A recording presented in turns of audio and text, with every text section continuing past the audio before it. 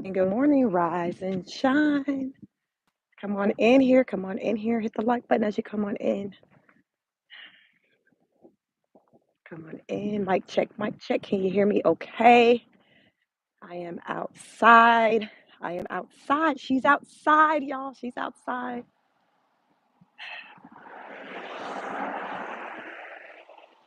Come on in. I haven't done a walk and talk in a while. So come on in. Let's talk about some things. Let's talk about some things. I got some things on my mind. It's a lot going on per usual. So today is another day to hash it out. Today's another day to hash it out. Come on in. It's a beautiful day in the neighborhood. Let me know in the comments, where are you? Where are you located? What the temperature looking like? What is the weather like? It's a beautiful day here in Georgia. It's in probably like the 40s. I'm getting kind of warm now. I'm kind of layered up because it's cold, but I layered up. I'm probably going to have to start coming out some layers soon. Come on in. Hit the like button as you come on in. Let me know where you are tapping in from. I got some questions. I want to have some conversations that a lot of people are having around the world. I'd like to do a temperature check to see how you all may be feeling, centered around the Trump and Zelensky interaction. Come on in. I saw the petty CNN do their reenactment of the great debate. We'll call it the great debate at the White House. Hello, Gabriel. Hello. Good morning. Good morning. Where are you from? You asked how tall am I? I'm 5'3.5". I claim my half. Did you see the Saturday Night Live reenactment of the White House? The Saturday Night Live reenactment of the meeting between President Trump and President Zelensky. Now, the thing that took me out, let me tell you what took me out about it. So prior to seeing the Saturday Night Live clip, I'd only seen a clip, like a 7-minute clip of like President Trump, Zelensky, Vance kind of having their interactions. Marco Rubio was not inserted in the conversation on the first clip that I saw. So, Chad, when I watched Saturday Night Live doing a reenactment, and they had the dude who was supposed to be Marco Rubio looking like he was in the movie Get Out, I was like, wait a minute, why is Marco looking crazy like that? What the hell going on? Was this man really looking like that at the meeting? My husband's like, oh, he definitely was. So I had to go and do a research to find a clip where Marco Rubio is in the room where they kind of got the camera on him. Why was that man looking like scared straight? His eyes were so big and so buck with what the hell going on. Like he was like, what the? Like he was in utter confusion. Like he just really did not want to be there. He wondering who the hell put me here in this seat? How did I get here? And so you got to check it out if you didn't watch Saturday Night Live. Check out Saturday Night Live as they do that in reenactment of that whole Trump Zelensky. What do we want to call it? I don't know if it's a debacle. I don't know. So many people have so many things to say about it. My personal opinion, I gave it on my live. I did a Friday Night Live, impromptu live, and I talked about my thoughts in and around that meeting with the men. And I didn't see anything wrong with how Trump and Vance handled it. I felt like they stood on business. It's like, hey, when you come in someone else's house, you have to show respect. Wipe your feet at the door, shake hands, show respect. And I personally don't feel like Zelensky showed the level of respect he was capable of showing, that he chose not to. And I think it was rooted out of just arrogance. And when I say rooted out of arrogance, I think a lot of it is heavily on when you have someone who's so used to just getting something for nothing. to where it's almost like they develop this mindset as though um, you owe them something. So they don't have to do anything to earn the things that you're giving them because they're so used to just being able to say, "Hey, I need this," and expecting for you to show up and deliver. And I think that with Zelensky, that's what he was used to under the previous administrations, within our government. He was just used to just showing up saying, "Hey, I need this." And they are just like, "Okay, bet how much, whatever." And that's it. What's a new day today, cuz? And that's what President Trump was trying to let him know, that things are ran differently here now. So, what we're going to need for you to do is just show basic respect and gratitude as we engage in this conversation and talk about how we can move forward. Hello, sports guy. Y'all make sure y'all hit the like button as you come on in. So, to me, I felt like the energy that Trump and Vance was giving Zelensky was warranted because it's like, okay, sir, you need us. You need our dollar. Taxpayer money is going over funding this war for God knows what reason. And you're in here talking crazy, talking reckless, and not wanting to acknowledge that if it wasn't for the American people in the USA, you would not have lasted very long in this war that you are currently in. President Trump said he would have lasted, he told him you would have lasted about 2 weeks because they wouldn't have had the resources. Russia would have came in and mollywopped them. Like that's basically what the man's saying. Russia would have mollywopped you. But because you had the backing of the US, it wasn't like a straight defeat like that. And here we are, child. How long has this war been going on? Because it's been some years. I don't even know. I done lost track on how long we've been at it because it's one of those things I look at to where when it comes to America, it's not our fight, but though we're funding it. And I think that's why I didn't follow it really close like that because it's just like why are we so inserted in that on that type of level anyway? And in the words of the Tupac song, what he say? We got money for poor. We got money for war, but can't feed the poor. Like that's a real statement. How we can just be sending over money in increments of like 5 million, $5 billion, and then we got all these people out here on the streets who are homeless. We got money for war, but can't feed the poor.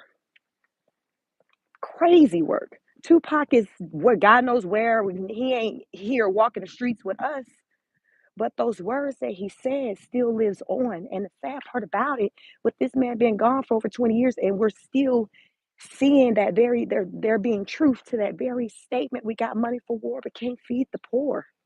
Make that ish make sense. Make it make sense. And this war, that's not even a war with the American people. Like, were we at war with someone? And like, that's one thing. Like, okay, America is at war with China. That ain't our story. That is not the story. We ain't got them at war. We ain't at war with nobody. It's another country it's other countries that are at war that we're funding. What? Whatever happened to take care of home first? Take care of home first means that you make sure that everything good in your own house, in your own backyard. You make sure your people got proper food, health care, housing, transportation, jobs. You make sure everybody, all of that's good. Then once all that's taken care of, if there is extras, then we can say, okay, hey, we got some extras left over. We good over here, but we got some extras, so we about to go. We can send you a few dollars. We'll throw you a few dollars because we got some extras. That's not what the F happening. What's happening is that these other places are getting the money first. And now we over here talking about, well, damn, what's left for us? And they got to try to penny pinch to find something for us. Because why? Oh, well, yeah, we're in debt. But why are we in debt? Let's talk about the why. Could it be because we didn't gave out all the goddamn money to the needy? We didn't gave the money out to everybody else. So where now when we at home, we need it, we ain't even got it. Houseway, where they do that at? Y'all, this is common sense. Think about it. When somebody is in need, you don't give them what you need, your necessity, you give them extras. Okay, think about, remember at school, back when we were little, we had the food drive. And they'll tell all the kids and they say, hey, bring in some cans or whatever. Mom and daddy, you consulting with your parents. They're saying, hey, here's some extra. Here, we don't really need these. Here's a group of, canned goods to where here you can take that to school. But these ones right here, yeah, we need these. So you can, baby, you can't take those, but you can take those right there. That's logic. That's mom and daddy saying, hey, you can't take from what we need on our table. But baby, I got something for you. I got some this stuff over here on the side. We ain't really been using that. Or that's extras. Go ahead and take that, and you can take that to school for the canned food drive. That's what it looks like when you take care of home first. You're not going without. You're not now finding yourself in need because you didn't gave away all your damn food. That's not common sense. That's not common sense. You always take care of you first and then you take care of the next. Hence why when you're on the plane, when they say you got to put your mask on, they don't say put the mask of your children on first, put the mask of your baby on first. Your husband. They say put your mask on first because you got to take care of you first in order to be able to take care of somebody else. And what's happening with our country is historically we haven't been taking care of us first. Because if we were taking care of us first, we wouldn't be so bad off in the way that we are. And we can't talk about what money we ain't got, whatever, because where the fuck the money come from that we was given to everybody, to all the countries. So clearly there was something, and somebody say, I think it was Representative Jasmine Crockett, she did an interview maybe a week or two ago, and she said this was coming off of them asking her how she felt about this, tech refund checks being sent out. Jasmine said, well, we're not in the business of giving out money. Since when? That's what we've been doing is giving out money. What do you mean? That's what we've been doing. We've been giving out money. We just ain't been giving it to the people our own. We just haven't been taking care of our own. It's been going out the door. That's what the fuck we've been doing. What do you mean we ain't clearly we are in the business of giving out money. In there, that shit was getting dealt out in increments of $5 billion. Y'all know that crazy number of money every time it hit the news on how much money being sent over there to fund a war that ain't had nothing to do with us. That's the issue I'm talking about. We got money for war but can't feed the poor. I need to damn change the title of the damn video to that, y'all, while y'all playing. I really need to change the title of the video because that's exactly what's going on. So don't talk to me about saying we're not in the business of giving out money when that's all the F we've been doing for a lot of us on this live, our lifetime. That's what we've been seeing take place. Money going out the door. But though we see our country, we're in need. Have y'all seen that even like the people with the fires in California, insurance is like, yo, I understand you lost all your shit, your house gone, but let me holler at you. Let me tell you what I can do for you. We got 50% on it. Listen, I know you said you ain't got the other 50, but we got all these other houses and these other people to write checks out for. So the best we can do is 50%. The best we can do is 50%. Question, how many of those people you think who lost their homes in California will be able to afford to rebuild? Because if insurance has said we got 50% on it, that means they got to cover the other 50%. What percentage of those people who were impacted over there do you think have that other 50%? They finna be on that fucking Tasha K. I ain't got it type shit. I ain't got it. Everybody on I got it. Ain't got it. Government on I ain't got it. The insurance on this I ain't got it. We on this I ain't got it. Well, who has it? Where is it coming from? What countries can we call on when we're in need, just as those countries are able to call on us when they're in need? Who do we have? Like, y'all put in the comments. I'm gonna try to start getting through some of these comments. Put in who can we call to? Because I'm so used to America being the savior for everybody when they're in need.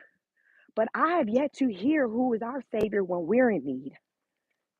How fair, how think about that. Think about you're that person that everybody call on. And some of you may be that person. I've experienced it where you are that person that people call on. But bitch, when it come down, when you in need, listen, Chic, I'm gonna keep it real with you. I ain't got nobody I can call on when I'm in need. I'm just going, because everybody calling on me. I ain't got nobody to call on. And that's the sad reality for a lot of people. They're the ones who people call on, but when they're in need, they don't have anybody to call on. And I feel like that's how we are. So now that as us Americans, we without these jobs, who do we have to call on? We out here putting all these damn TikToks on, putting these videos out here. People talking about how they feeling. They don't know where shit coming from. They talking to each other. We talking to ourselves. Because who's gonna swoop in to save us? Now here's the kicker. Peep game. Y'all let me know y'all thoughts on this part. Let me know your thoughts on the gold cards. What are your thoughts on the gold card? So, for those of you who may not know what the gold card is, the gold card is going to be equivalent to like the green card, for like your on your path to citizenship. So, President Trump announced last week he wants to kick off and introduce something called a gold card. He plans to do this within like the next 2 weeks. So, stay tuned, listen out for it. So, I'm going to describe to y'all how the gold card works. So, the gold card is it's going to be like it's giving you some type of like a temporary like citizenship. It's putting you, he said, it's almost like it's putting you on a fast track to citizenship in America for the rich. So let's just say you're rich and you have $5 million because that's how much a gold card is going to cost. A gold card is just it's not just because that's a lot of money. A gold card is $5 million. So President Trump is like, yo, you got you got $5 million. I'm gonna give you this gold card. And this gold card is going to allow for you to bring your business over here. And here's the thing. This is the part that got me messed up, y'all. And I need for y'all to help me understand. Am I reading this wrong? He said, when you come over here, you can also bring your people. So what that says to me is he's saying you can bring your staff, your workers. So use Dubai. Just going to pick a country. Use a business owner in Dubai.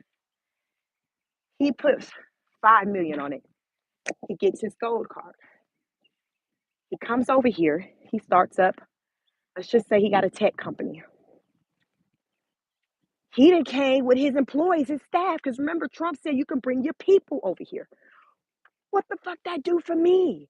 What does that do for you? If he's coming over here with his staff, people here already ain't got jobs. How the fuck do we benefit from that? What I do see a benefit from is that when the business owner come over here, they're going to make more money, so it's going to line their pockets. But I don't see the incentive for that business owner to hire me or you or whatever American person who is going to demand or require a higher salary than those people who are from his country, his or her country. Think about it. This is just what's going on in businesses. They a lot of times they'll pay someone who's from another country who may be here through like a visa or something like that because it's cheaper. So let's just use an engineer for an example. An American engineer may require a starting salary of 120,000.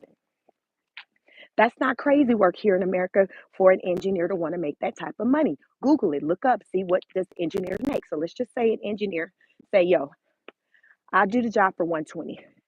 That businessman is going to have access to someone who is willing to do the job for 40,000. Who the fuck you think he gonna go with? You think he's gonna pay you 120 over the person who's willing to pay 40, who's over here through some type of work or some visa program? He's not gonna do that. So what is the incentive for these businesses that are non-American to come over here and to provide jobs for people that are here? That shit's not gonna impact. We're not going to benefit from that. That's what I'm saying. We're not going to benefit from that. So Trump is saying by charging 5 million for the gold card, that money will go towards the debt. So our debt is up with goddamn it, it's 1 point some crazy work, some shit that when you pull your calculator out, the calculator, the number ain't gonna go that big because it's just not gonna goddamn do it. You try it. So Trump is saying this money will go towards that with knocking that down. Okay, I get it.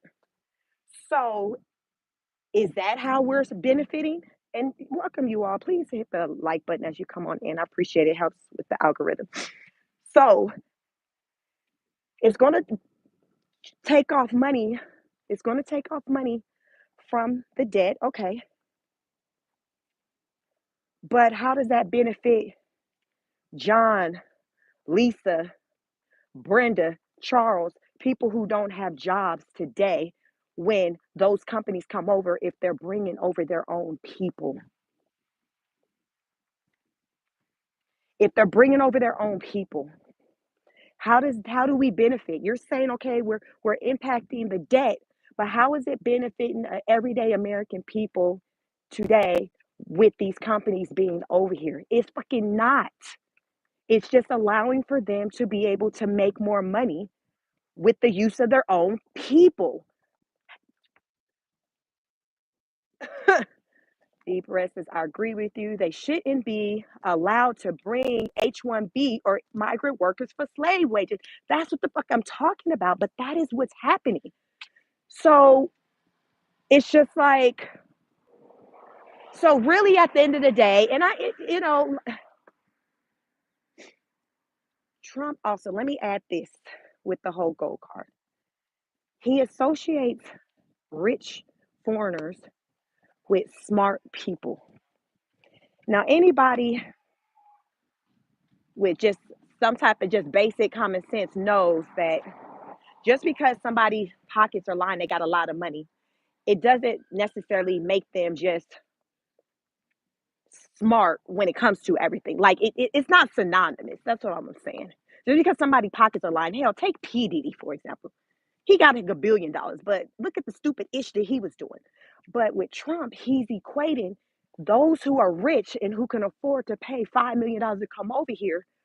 These are smart people and they're bringing smart people or whatever. And it's just like, so is this what it's about? Is it about, okay, it's about being able to cherry pick the type of foreigners that come over here? Because remember, we raising up left and right, the immigrants, and I've been here for it because it's out of control. Come over here the right way. But what's not, I'm an equal opportunist and I'm about being fair. And I don't feel like it's fair for somebody who got access to $5 million to be able to get on a faster track of coming over here than somebody who ain't got nothing who's trying to come over here through a green card program. Because from my understanding, the green card program right now is still halted. Things are kind of like it ain't nobody really coming over here like that right now because they're doing whatever this audit, whatever the hell they're doing. Got it. But this man said the gold card program is going to be out in 2 weeks. In about 2 weeks. So I'm like, okay, sir, okay, president. So you're saying y'all poor folks who's trying to get over here, y'all wait because we about to allow these rich people to jump the line and to be able to have first dibs with coming over here. That was the translation I got from it. Y'all let me know if I've misunderstood what this whole gold card situation is about, because that was my understanding. It's like, okay, if you rich, you coming over here with a business, you coming over here with your smart people, and we finna be Gucci. That's the message I got out of it. That's what I got out of it. And I'm not here for that. I'm not here for that because you already got a lot of people who already just felt like it was always about money with him anyway, with only wanting, hello, good morning. It was always only about money anyway, and him only wanted it not being so much about immigrants being here, but about the type of immigrants being over here. It's more of a classism type thing. Like, okay, well, if we're gonna have immigrants, let's see what kind of money these immigrants working with. You know what I'm saying? So this is what a lot of like with the Democrats is. I'm not a Democrat, Republican. I'm just independent, conservative, whatever you want to talk about it, call it. A lot of the Democrats felt like they like sheep. And that's mostly predominantly, people who I'm in a circle with. They're like Democrats, staunch Democrats, family, with friends, everybody. You looking like me 9 times in 10, you're gonna be interacting with somebody who's a Democrat. But they're like, sheik, here's the thing. You or somebody else may think that it's about the Hispanic. It's more so about what type of immigrants he wants over here. He wants to pick and choose and cherry pick which immigrants. And I'm like, well, I didn't really see it like that. But now with this whole gold card, I'm like, I don't see how I can look at it any other type of way. Good morning. I don't see how I can look at it any other type of way because we see how he's just very stand on business when it comes to all these other people who are here, these immigrants and who are here illegally. But he's just open arms with these rich coming over here, and I call it jumping the line with saying, "Hey, you got 5 million, I got you. Holla at me, holla at me, I got you. 5 million, you got 5 million on it. Holla at you, holla at me, holla at me. I'ma holla at you if you got 5 million on it. We gonna talk because you got money and you coming with smart people. Y'all, how many people? How many of y'all know people who got money and ain't. Hell, the cartel got money, and like so, we can't base money off of good moral compass. You see what I'm saying? They don't go. They don't automatically just go together. That's just not how it works. That's not how it works. But to me, with him, it's just like if you got money, you got a business, you got access to smart people. So anybody who rocking with you or whatever, they smart. They can come over here, and we gonna make it do what it do. All right, then, player. We gonna see how that work out. We gonna see how that work out. I just think it's just opening up an opportunity for foreigners to come over here and to become richer, and their customers and stuff will be people like us, me and you, whatever. But their staff, it'll just be more of when you're calling a 1-800 number or wherever you're calling, it's going to be people who are not going to have American accents. It is what it is. It is what it is. So back to the meeting with Zelensky and Vance, Trump in that Oval Office. I don't have any problems with it. Um, I was listening. There's been different polls taking place surrounding the sentiments with how people have felt about it.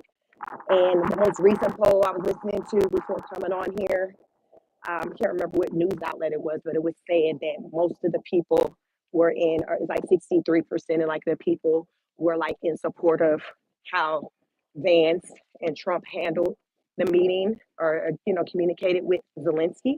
They felt like Zelensky was just being disrespectful, and I agree.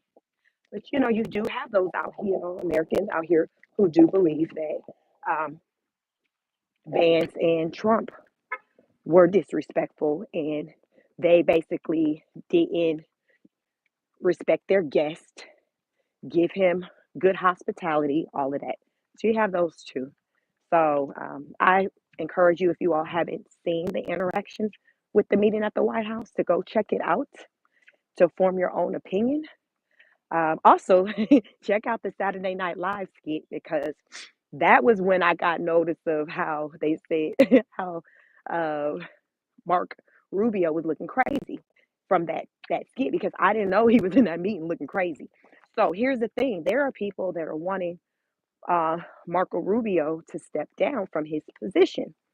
So I think the reason why that is because when last night I saw this news compilation that was showing all these different clips of Marco Rubio being against Putin and what he stands for, and it was just clips going back to like 2015 up until maybe 22, 23, but it was him being like really against Putin. But then I guess fast forward, he's in the White House, he's at this meeting, they're talking to Zelensky about backing down from the war.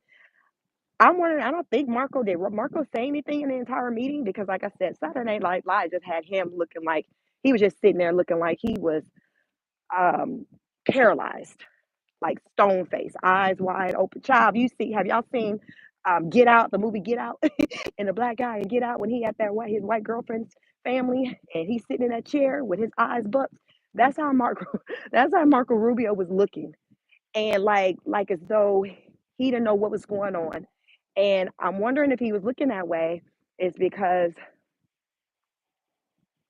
he wasn't really here for the energy that the men were giving Zelensky. I don't know because post that Oval Office interaction, Marco Rubio was saying, I seen him do a little interview, and he was like he was here for and he was in agreement with President Trump and JD Vance. But yeah, he was in crazy as hell. Jermaine, he said, Denise said Rubio has no soul. That's exactly how he looked. Y'all ever see what you know how they'll say, oh, that with the mind control, where they'll say the MK Ultra. That's I was trying to think of the name of it when I was describing what I saw the situation to my husband, and I'm like, what is that called when they take over your mind and then you're stuck and you're under the control of someone else? It's MK Ultra. That is exactly how Rubio was looking in that moment, like he was under some type of MK Ultra, and he was just locked. He was frozen. He couldn't say anything. He couldn't react. He was just sitting there frozen. That is what he looked like.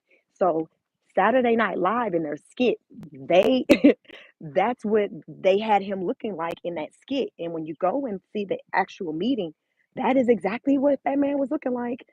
So what is up? What's really going on? Why are you looking like that? So people are calling for him to step down, I guess, from his seat. So I don't know if they felt they wanted him to assert himself and say something in that meeting, to say it with his chest, because of how they know in the past he's felt about, um, Russia and things like that. Because basically in that meeting, it was giving basically Trump and Vance were more so team Russia.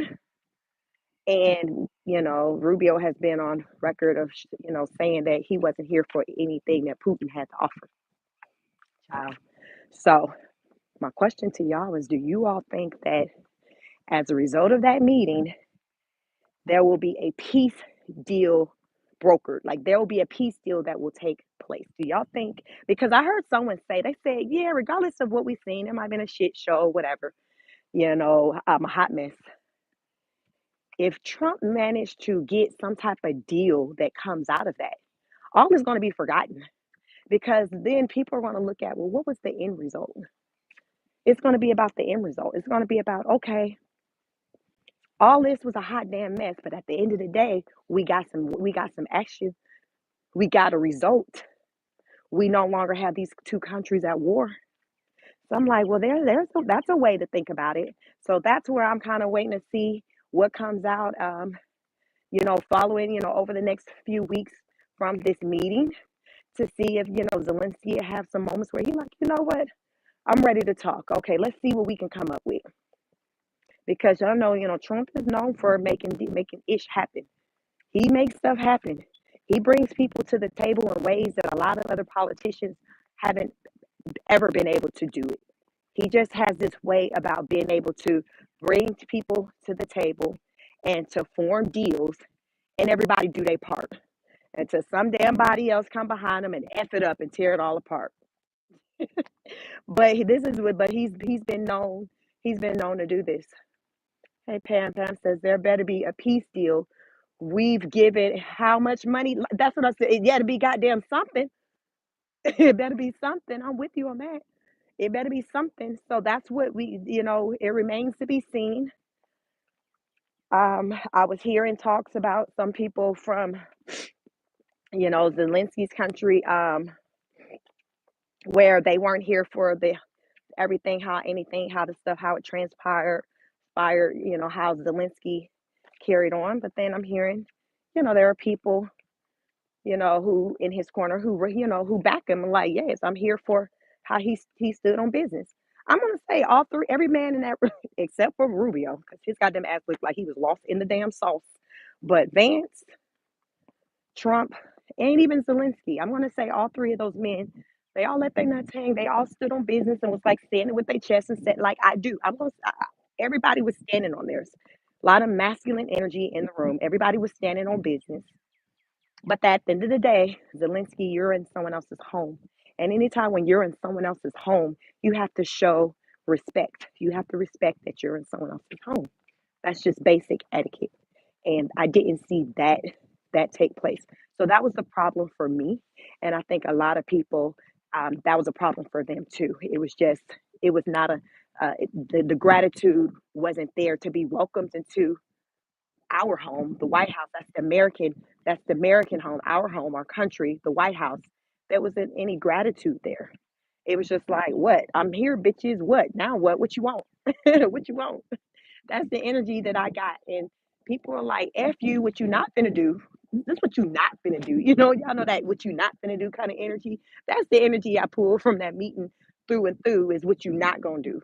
And y'all, anybody who know how Trump move, like he gonna hit you with what you not gonna do when it come to these politicians. And now that he's back in the top seat, he's really finna have that energy in a way that he didn't have it 6 months ago.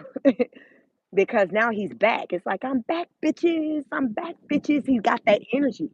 And that's what I was feeling in that meeting. And I was here for it because it's like, you finna respect me or get the fuck on. No, you ain't getting no goddamn sandwich. You get the hell on out my house. They said Trump didn't even feed the man. He kicked his ass out the house and didn't give him no meal. So his ass left mad and hungry. He left mad and hungry. Ain't that's a bad combination? Mad and hungry. You ain't getting none of our goddamn eggs. They $20 a carton any goddamn way. You're not deserving of our eggs. So Zelensky didn't get no goddamn $20 eggs. He had to just get his ass and get on the first flight back home. That's all. That's all we had for him. So I'll be interested to see the next time he come back over here. But it's likely probably not going to be anytime soon. Did y'all like that it was aired on TV? Some people were here for that. Some people weren't. I'm here for it being aired on TV. I think everything need to be aired on TV. All court cases, political meetings. I think because it brings it's transparency. It's transparency. I think that we, the people, that's what we want to see. We want to see transparency. We want to know what's happening. We don't want you to just tell us what had happened. Like we want to see because what we're seeing a lot is that a lot of people been lying to us.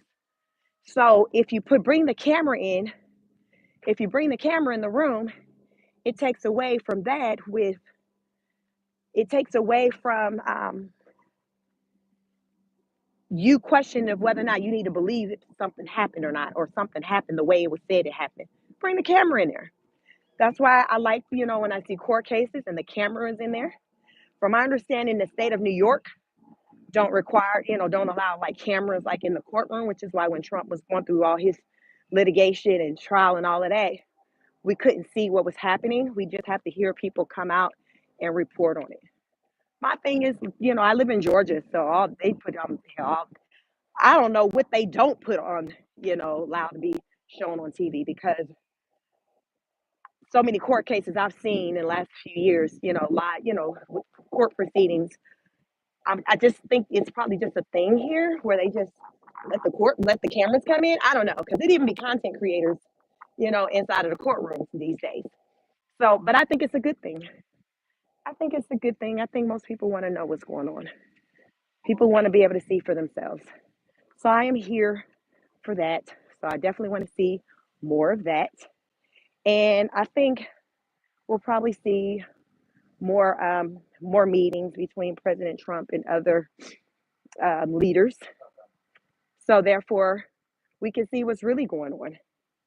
So therefore, because imagine, how do y'all think, say if the cameras weren't in there to show that interaction, how do you think the news would have went with trying to break down what had happened was? Because y'all know everybody gonna have their different versions. You're gonna have the Democrats gonna have the version of, oh my God, he showed his ass, he was so disrespectful. Then you're gonna have the Republicans saying, oh my God, Zelensky was disrespectful and Trump had to stand on big. So you're gonna have these different sides. You'll be like, okay, well, what really did happen?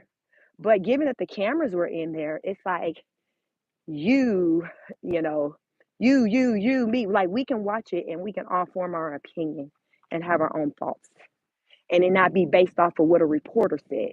We'd be like, nah, I seen that shit. That was some fuck shit. Like I seen that shit. No, I seen it. Yvonne said, hey, Yvonne, you say Ukraine was very uncomfortable with what they saw with Zelensky energy. Dylan said he lost his only brain cell. Pam said Trump's gotten more done in 4 weeks than the idiot administrations we just endured for the past 4 years. I do. Hey, honey, what's up? I do agree with that. Like, it ain't even been 100 days yet. Trump he been working. What we can't do is call him a old lazy man. We cannot do that. We can't call him an old lazy senile man. We cannot do that. He's very kind of 10 toes down, stand on business. He's kind of one of those. And I think that's the energy that we need in a leader, because otherwise, if he doesn't have that type of energy, no other leader of another country is going to respect him, right? So if you got other leaders from other countries who have this stand on business energy, guess what? They're going to look for these other, they're going to show respect for other leaders who also has that same type of energy, that masculine stand on business energy. If they sense weakness, they're not going to respect you. They're not going to respect you if they sense weakness.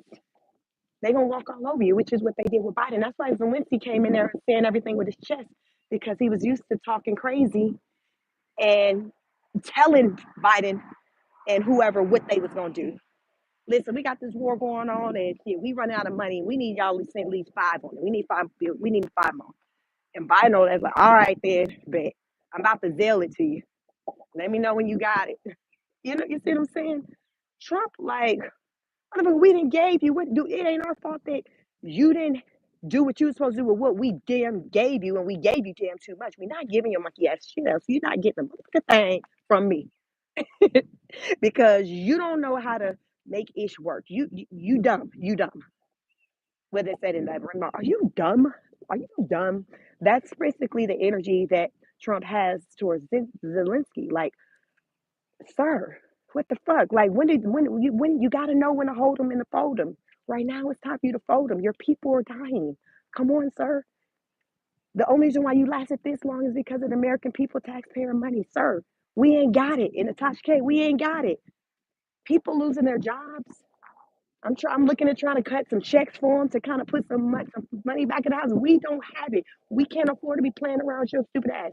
We ain't got it. We ain't got it.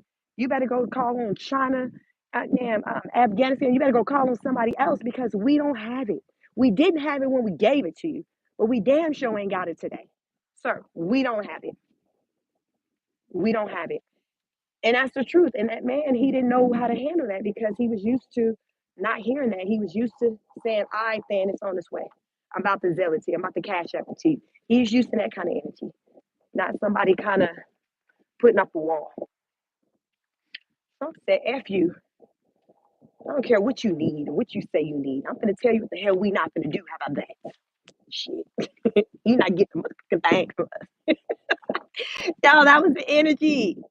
There's so many ways, Lord. There's so many ways you can reenact that moment, y'all. That's gonna be one of them historical moments where it's probably gonna be studying the history classes and the kids watching the interactions between President Trump and President Zelensky in 2025, and Trump just going popping off. Vance, listen, the way Vance was like he was getting hot. I said Vance was like he want to get up and fight. Vance was like he want to fight. He did. He just looked like he want to fight. How you doing? Happy Sunday, everyone. I'm trying to find some of the comments. Steve said Zelensky has 15 homes, 35 million mansions in Florida, cars, 1.2 billion in banks, and gas 11 million a month. Yeah, so clearly he don't need our goddamn money. See, it's one of them things like I don't want to use my money. I want to use your money. I don't want to use my money. Like people go and take out loans like shit. I got money in the bank and shit. I don't want to use mine. Hell, I'd rather use somebody else's. That's what it's giving. Like, I know my account's sitting over here looking like this, but I don't want to touch that. Y'all got some people who be asking you for money. They got something, but they don't want to use theirs. They want to use yours. They want to use yours. Y'all know how your kids do. They got money. Y'all go out places. They ask for shit. You got your money? Well, yeah, I got it. Well, why you can't damn buy it? Why you gotta go? Why you gotta go through my money? So this is what that's telling me, Steve, because I didn't know his money was looking like that. Randall Flagg says you speak with a lot of common sense. Like I don't know no other kind of way. Um, to me, I always like to say a lot of times this shit don't really be that deep, and it's just centered around using common sense on stuff. And as I heard Dr. Phil say it, common sense just ain't that common. So I don't walk around moving like everybody know certain things or know everything that I know. I come out here, I talk my talk, I try my best to go through the comments and see what y'all got to say. But I learned enough in my 44 years of living that everybody don't know what you know, and you can't assume what somebody knows. You can't assume what the next person knows. So, okay, I just put it out there as though it may be new information for anybody who comes across my content. That's just how I roll. Let me see. Earl B says, let me see, is there an old saying, we don't care how the sausage is made? What do you say? Just make it. We don't care how it's made, just make it. Mr. Satan, thank you so much. Addie says true, but more people from the right actually puts in the work um, to find the truth. Um, I think so. This is what I'm finding. I think there were a lot of people going into the election. They, from what I was hearing, so this is just based off what I was hearing because I'm letting you know, like most people in my world, my circle, um, they're like really hard, staunch, like Democrats. My family, like people that look like me. That's what they are mostly. At least 90% of them, probably more than that. But they already did not trust Trump. They were saying, I don't trust him. I feel like he's just about making the rich become richer.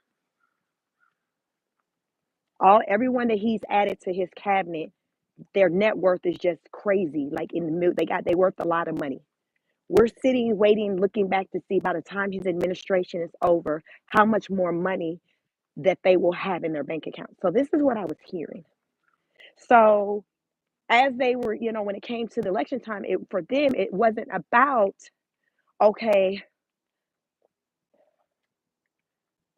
Trump trying to look for things to be better for our country as a whole, for the American people.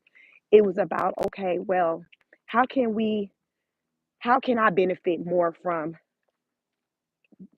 America? How can the people who I rock with, how can we come together and benefit while giving the illusion that the American people are benefiting? So this is like the talk that I was hearing. Immigration. Oh, it's not about really him not really wanting foreigners here. It's about the type. He wants a certain type of foreigner here. He wants the foreigner that's here, that's rich, that's smart. I noticed that he talks a lot about smart, like when it's associated with money. We want the smart people here. So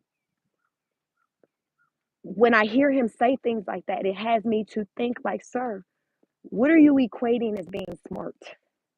Is it based on if somebody has money, if their bank account looks closer to yours, if it got millions in it? Is that what like, I'm trying to understand, because Trump was someone, at this time, I was rocking with a lot of things he was saying. So, like, fast forward to today's time and these things that I'm hearing him say, I'm paying attention, and he says smart, smart, smart a lot, but it's always synonymous to money, money. So it's like, okay, this now has me to think like, damn, these things and some of these characteristics that I feel like he's showing, it's lining up with a lot of what people who are on the other side, the Democrats, were saying when they said he just about money. He trying to line up.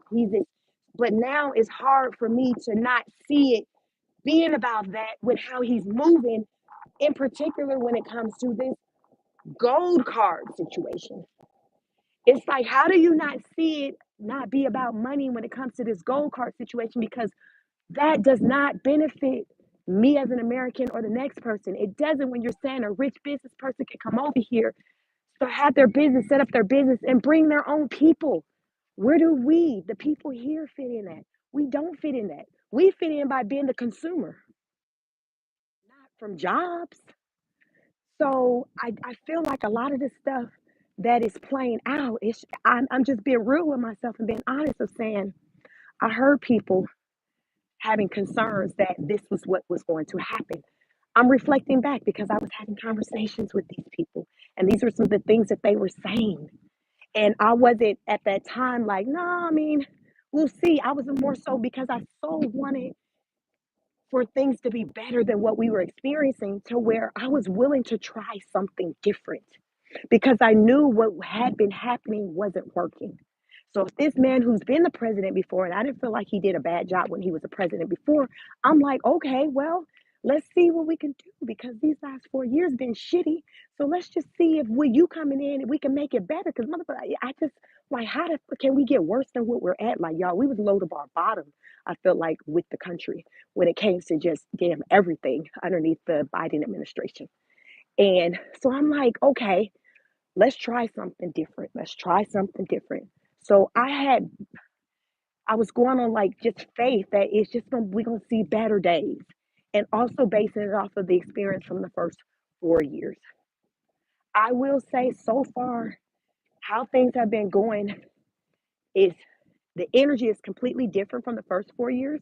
But at the same time, there's a lot of stuff that we have to still deal with and try to fix from previous administration when it comes to like, the amount of money being paid out. Like I get it when you're talking about let's do the audits.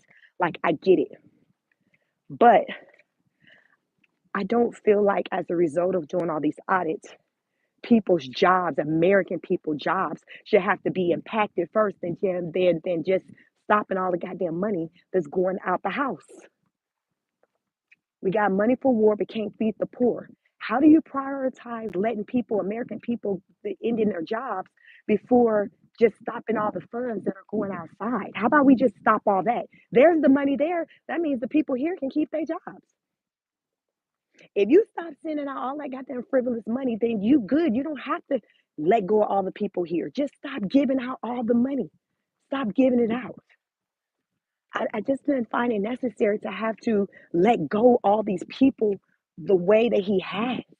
Now, if you're saying, hey, we're already top heavy when it comes to federal jobs, put a freeze on just adding more people. Let's just say, hold up, job freeze until we figure this out. We just not gonna add no more people. Everybody cool with everybody got their job, but we're not adding more people. Also, those who are still employed, we got some new parameters that and some new things that we're going to put in place that we're going to require you to adhere to. And if you cannot adhere to these things, then maybe this is just not going to be the place for you. So let's just start there to give people the opportunity to be able to pivot. I feel like people weren't given that opportunity. It's like he came in and then just snatched the rug from underneath them. And it's like they weren't given an opportunity to try to acquiesce to whatever his new thing was. It's like that it wasn't extended. It was just like, nope, we're just taking it. It's like, damn, sweet. Like if you wanted me to work in the office or do whatever, I would have just done that. Why are you taking my job away without giving me the opportunity to adjust and pivot to whatever your new guidelines may be? You're not giving me a chance. You're just saying no because you're already working from home. Okay, I didn't make that. It wasn't no executive decision I made for myself. At the time, it was part of the policy that allowed for me to do it. So there was no rules being broken. So now, if you're saying a new rule is this, give me the opportunity to adhere to the new rules. Then let's talk if me, you see, I'm not adhering to the new rules. Y'all see how much that makes sense? Because normally in most of y'all jobs, that's how it goes, right? They're not saying, Mary, we're going to let you go because you've been working from home for the last 6 weeks because they know that was part of the company policy that somebody said you could do it. They're going to say, Mary, going forward, we're not going to allow this as an option anymore. So we're going to need you to do this. And Mary going to be like, all right, then bet. And if she don't like it, she going to go and find another job or whatever. But you got to give people an opportunity to adhere to these new changes before you start coming up with reasoning to say, we're going to let you go because you're a poor performer. But you ain't never heard that in your work career. Or some people say they were so new on their job to where they never even had a review for somebody to tell them if they were doing well or not because they never even fucking had a review because they were still in their first 90 days. So nobody tapped them on the shoulder and say, hey, you're not cutting it. So you're still showing up. Your badge is still working. So by naturally, you're like, okay, shit, I'm meeting their needs because they ain't tapped me on the shoulder. Because most of the time, that's what we're going off of. Unless somebody tell us we're doing something wrong, we gonna do what we do, right? That's just with basic anything. A child. If you don't tell a child that what they're doing is wrongful behavior, guess what? They're gonna continue to do it. So you got to stop them. You got to check them. So if these people are like, well, damn, I've been doing this job for X amount of years.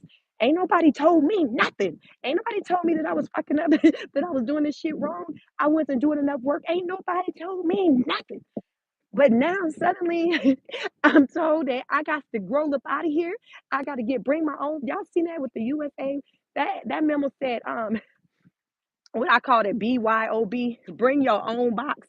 BYOB. So when they was moving out, they had to bring their own box. They had to bring their own scissors. They had to bring their own tape. I said, this shit sound like a goddamn eviction. They had to bring their own shit. Y'all know this. Y'all know times is different when you moving out and they say, listen, you got fucking 15 minutes and you need to bring your own shit because what we not finna do, we ain't got no fucking box. Ain't no tape to go around for everybody.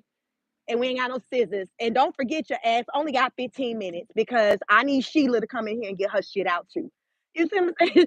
So this is the energy that was given to these people.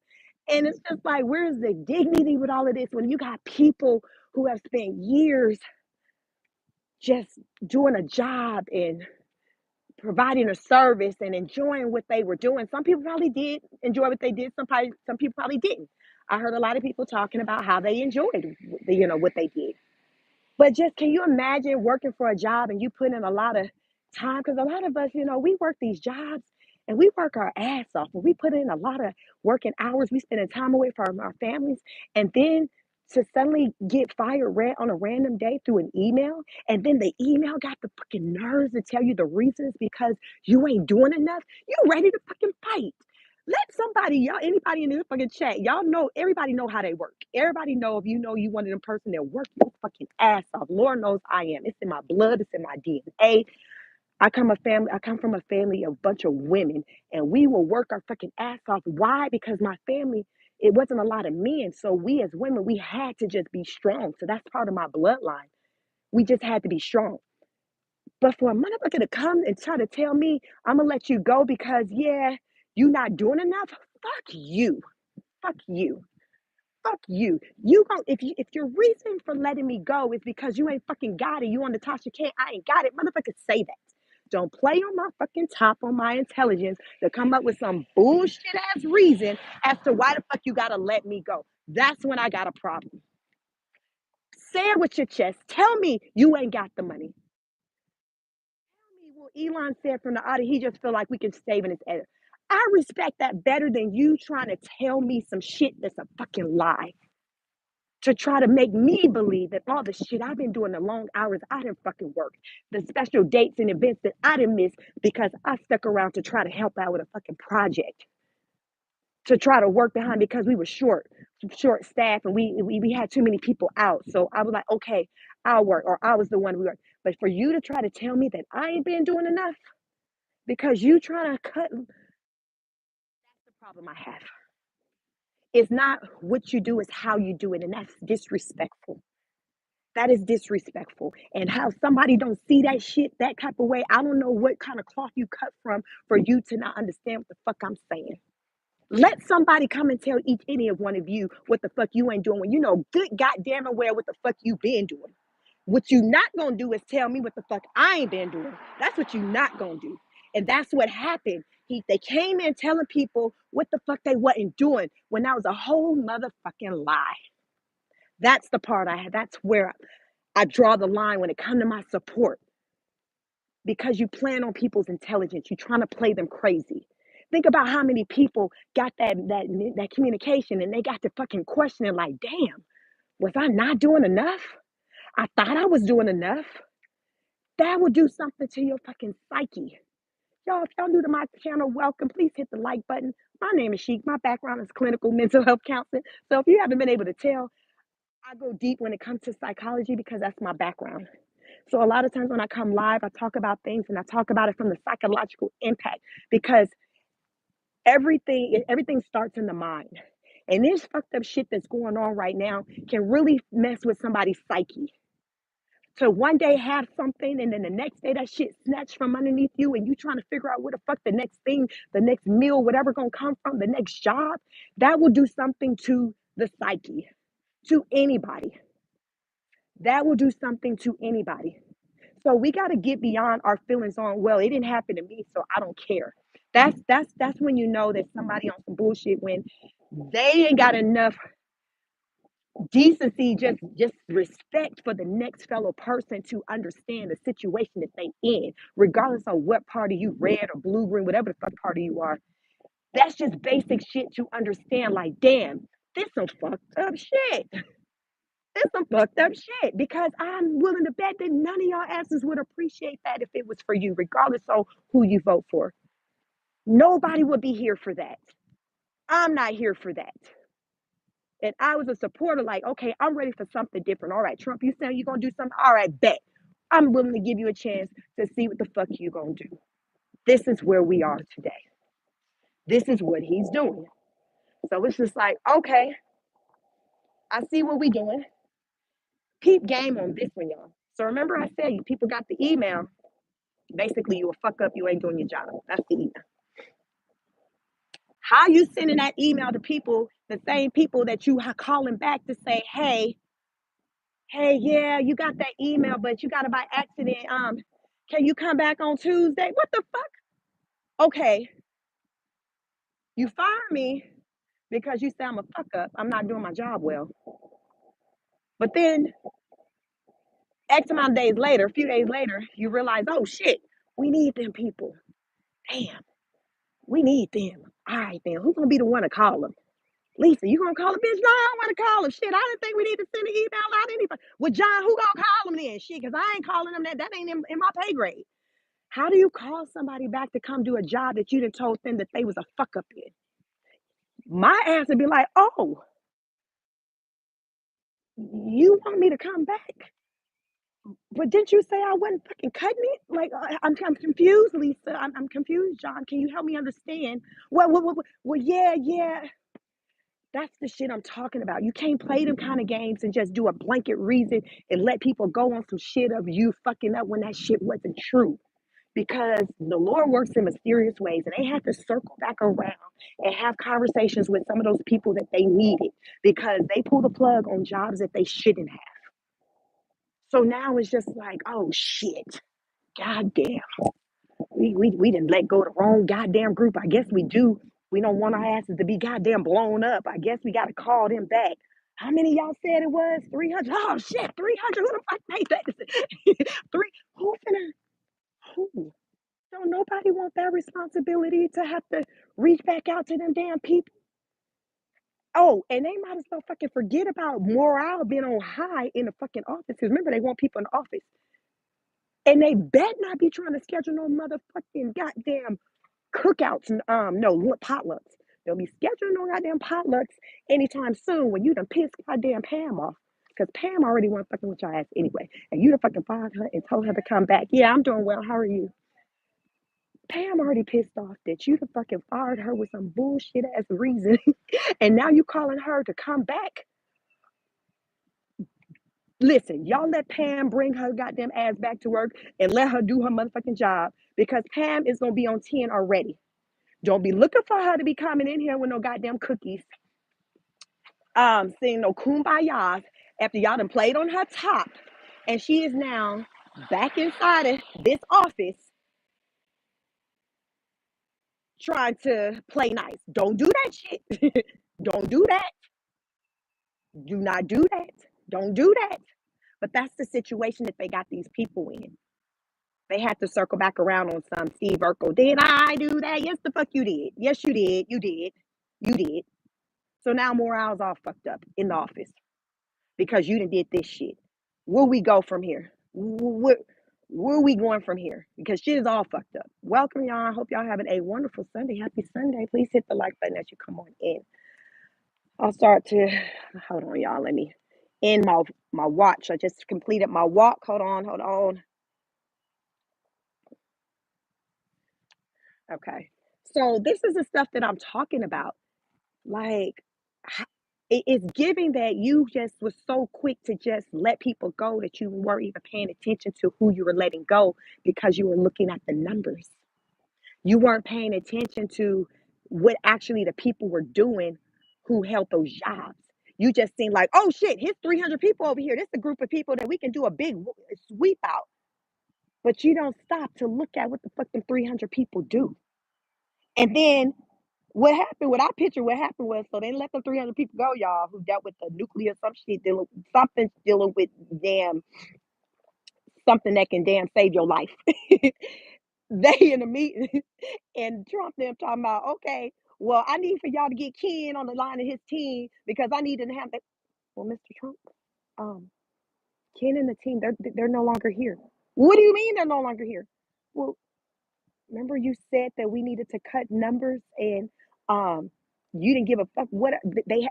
Well, that was Ken and Marsha's team. They're not here. So yeah, I don't know what we're going to do, Mr. President.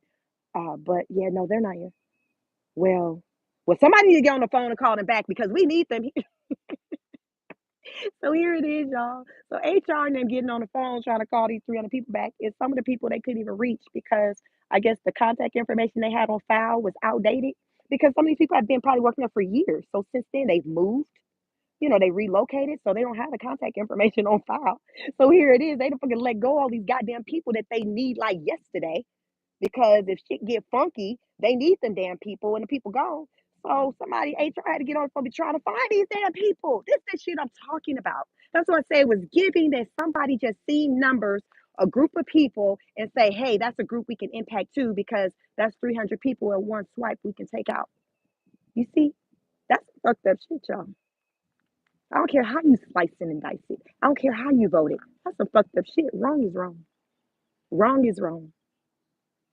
So now they have to eat a piece of humble pie, get their monkey asses on the phone and call up Ken, Marsha, Lisa, Charles, all these goddamn poor performing employees and ask them if they can come back. Because all this shit y'all went down right before I think that last President's Day. So we was off that Monday. So it was that Tuesday.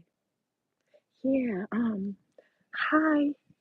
Yeah, I just wanted to follow up with you and just see how things have been going with you. Bitch, what you out? Uh, yeah, okay, okay, I'll just get to it. Yeah, that email you got last week, just you shouldn't have gotten it. So I just, can you come back? Huh? Can you say it again? I didn't hear you. Yes, yes. What I was saying was that email that you got last week, you and your team, it went out by mistake. Can you come back? Because you shouldn't have got it. Oh, okay. So it said I ain't been doing shit for the last 10 years. Yeah. Oh, so yes, if you can come back, that would be lovely. Do you got Charles' phone number? Because I need to call him back too. And it looks like the number we have on file is no longer valid. So do you have Charles, Juan's, Karen's, Michelle's, Dennis? The bitch is named off a whole slew. Bitch, can you just send me your Rolodex of all the people in your damn department? That's what the HR lady really want to get down to. Because they ain't got shit. They ain't let these people go and they ain't got no contact information for these people. It's that bullshit. It's that shit I be talking about. This that shit I be talking about, y'all. This that shit I be fucking talking about. Is that you this that shit I be talking about. Folks ain't got time to be dealing with shit like this when we got $20 eggs. Zelensky, we can't be dealing with your monkey ass when we dealing with $20 eggs. What they say, pick a struggle, motherfucker, you ain't making the cut. We got $20 eggs. We got $20 eggs, and no, you ain't fucking get no plate because the meal today consisted of some eggs, and you are not worthy of our $20 eggs. Now get the fuck on. That's the energy I got from that meeting. So y'all go watch it yourself and interpret it yourself. But I'm just giving y'all the interpretation, my interpretation of that meeting and the way it went down because it did go down in the Oval Office.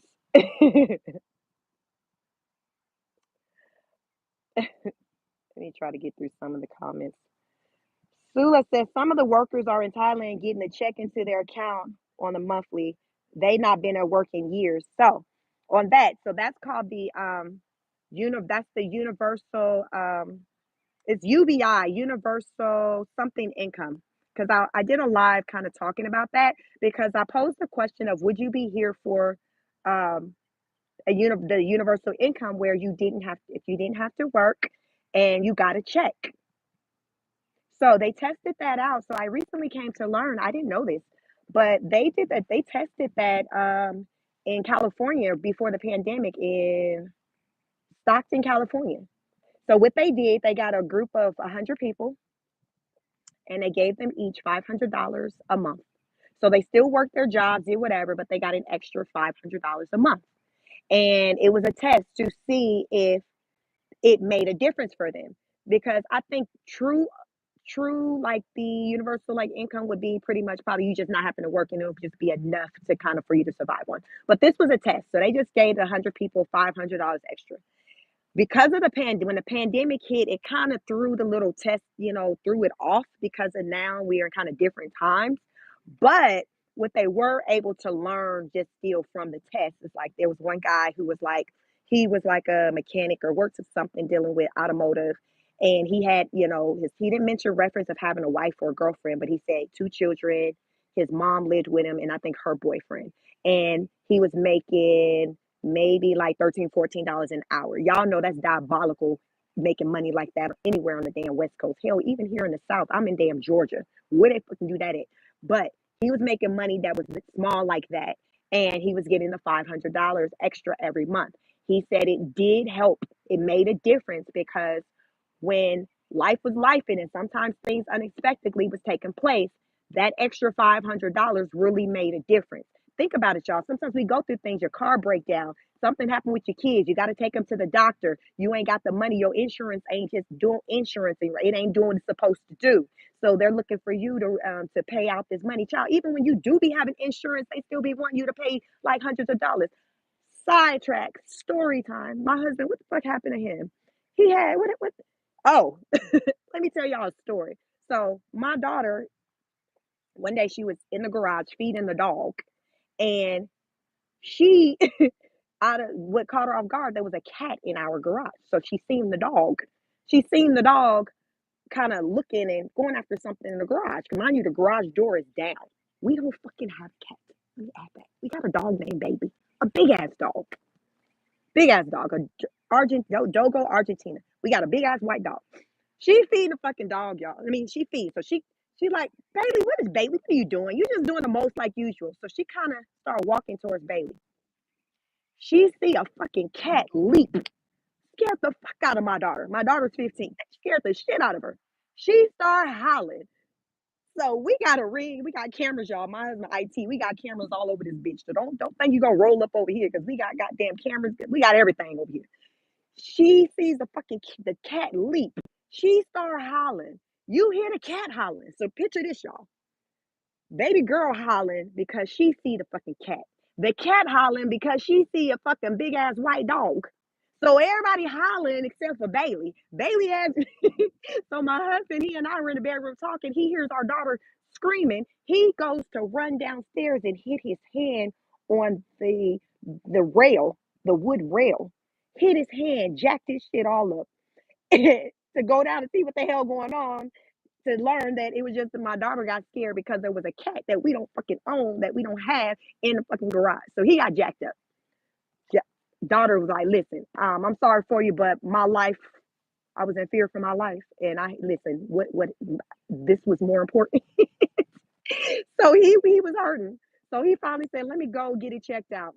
Went to multiple doctors, went to the urgent care, they did an x-ray, you got a sprain. Went to the hospital, they wrapped it up, said, sir, we need you to go to the specialist. Fine.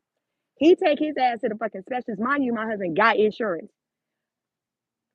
Just at the counter, before they even looked at his shit, they talking about $500. Because he came home and I was like, oh, so how did the appointment go? He was like, I didn't go through with the appointment. What do you mean? You left the house? Well, at the counter at check-in, they took my insurance and they told me, okay, it'll be $500 today. That's with fucking insurance. That is with insurance, $500. So remember, I told you this man in California, he said having extra $500 a month coming from the government made a world of a difference for him and his family for that unexpected shit. So that's what I'm saying. Shit is real fucked up here. So Zelensky, you can fucking kick rocks with no fucking socks on because we ain't got time for your bullshit when we got folks paying $20 for a carton of fucking eggs and people with insurance going to the fucking doctor being told We need $500 on the spot before we can even look at your shit and try to talk about wrapping that shit up in a cast or whatever. My fucking husband took his goddamn ass to the local goddamn Walgreens, bought his own goddamn Velcro wrap to wrap this shit up because all the fuck they would have done anyway was damn put a fucking cast on it, something that the shit won't move. $500. $500. So if he's paying $500 just to say, "Hi, doctor, my name is whatever," y'all know it's gonna be some more money that's billed out. That's just what he paid on the spot. There's still gonna be more money billed out to the insurance, and then the insurance gonna send your monkey ass the difference of the fucking bill that they say you still fucking owe. Even though you like, "How, Sway, bitch, I just paid $500. What the fuck you mean? I still owe another 500. Fuck you." And it's fuck that. I don't need no fucking insurance. Y'all playing with me. If I'm paying out all this money and I got insurance, why am I paying you the insurance? Like what is it? What is it? What the fuck is it? MGO said, Mid Blaze, I love your point of view. Y'all, I kick this shit real like this because I gotta say it loud for the fucking people in the back because I try to paint a picture so people can understand how fucked up this shit is today. This is how fucked up it is. I am an example of what used to fucking be like a middle class, where you got two incomes, and then together with both incomes, you're in like you're up there. Motherfucker, I'm over here feeling like I'm related to the fucking poor. I ain't connected to the fucking rich and elite. I tell you that. My fucking ass is connected, is relating to the fucking poor, the ones who talking about I need more in this fucking EBT or they didn't cut my shit off or I need Section 8. Y'all, that's the one I'm connected more to. Not them fuckers who can get the fucking pay $5 million and get a goddamn green card. I ain't got shit to talk to you about. I surely fuck don't. But I can talk to Keisha who got an EBT card all day and talk about how fucking high some goddamn shit is. That's who I relate to. I am the fucking working poor. I am the working poor. Don't get it twisted. That's the thing. These bottom lines, you might see my goddamn taxes, or I see my taxes and it say I made X amount or whatever, but every day we're trying to live and taking care of responsibility, a family, I don't feel like it. I don't feel like I'm winning like that just because you trying to tell me, well, bitch, based off of where your numbers hitting, you fall in this percentage of people, you in the top 3%, 1%, 2. Fuck that. With the way the shit costs, I don't feel that shit. I promise you I don't. I don't feel it. It would fucking be nice if I did. It would be nice. So I'm sympathetic of those people whose money don't even fucking look like mine. Because most of these people out here, the average household bringing in what, 40,000, at least for the white family. I mean the black family 40,000. So whether it's one person in there or two people, listen, that black household about good 40,000. What the fuck we doing with 40,000? Not a damn thing. So I sympathize because I know I got way more than that coming in my house, and I know the challenges. So I'm gonna be out. I'm gonna bring my goddamn ass on this platform and speak from the perspective of people whose situation ain't even like mine when it comes to the finances on that level. Because I understand. Because guess what? Where they were, maybe what their money looked like, I was there before. It's levels to this shit. Started from the bottom, now we here type shit. I've been married over 20 years, believe it or not. I look young, but I've been married over 20 years. I'm 44 years old. So my money wasn't always like what it is. My husband's money was like we worked together, we built. So I understand what it's like when you ain't fucking got it on that Tasha K. I ain't got it. Because there's still shit that pop off that I ain't got it. That's why I'm like, fuck you if you expecting for us to have to be there to be the savior for every goddamn body. Who the fuck's gonna save us? We're being told over here as America, you need to save yourself. Save yourself. Save yourself. Oh, okay. Well, God damn it, we need to put that same energy on them other groups of people that be calling on us, talking about, can you save us? I ain't got it. We on our Tasha K. I ain't got it. I ain't got it. I ain't got it. I ain't got it. We, listen, really low key when we was giving it to your fucking ass, we didn't have it, but we damn sure ain't got it now. People ain't got jobs. There's so many people who don't have jobs. And I'm on here and I'm doing videos and talking to people about trying to reinvent themselves and trying things that they've been fearful of trying because times are so hard to where you're put in a situation to where you got to try to do some shit you ain't never done before. You can't just sit in, well, I'm not comfortable doing that. I've only done this all my life for the past 20 years. Well, you gotta find some muster up some strength, some courage to be willing to do something different, something you ain't never done before, because that's the times we are in. If you want to eat, you're gonna have to be willing to do a job or work a job that you never done before if they're hiring. You're gonna have to be willing to get up a little earlier, have that longer commute if the job opportunity is there. Because these are the times that we are in. There's nobody we can turn to the right or the left to be a savior for us. That is the message that we've been getting. I mean, that message is very loud and clear because the government been on this I ain't got it type shit for years. Why? Because they fucking feed, pouring into these goddamn stupid ass wars and stuff that's going on around here. People losing their lives. We're on the back burner.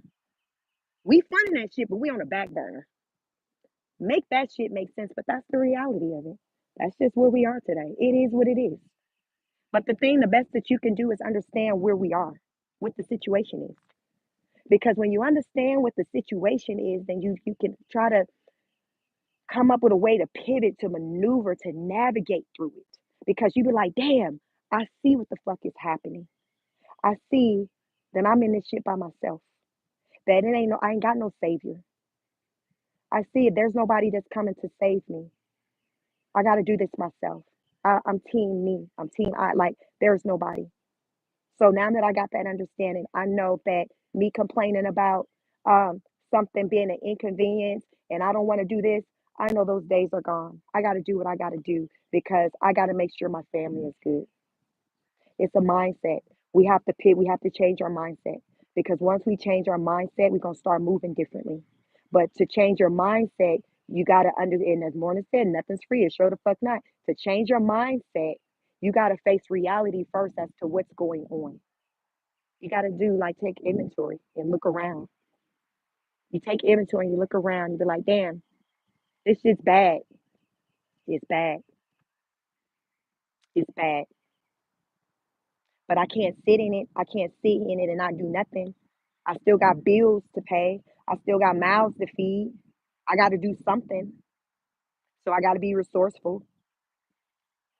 I got to explore job opportunities that I may normally not consider.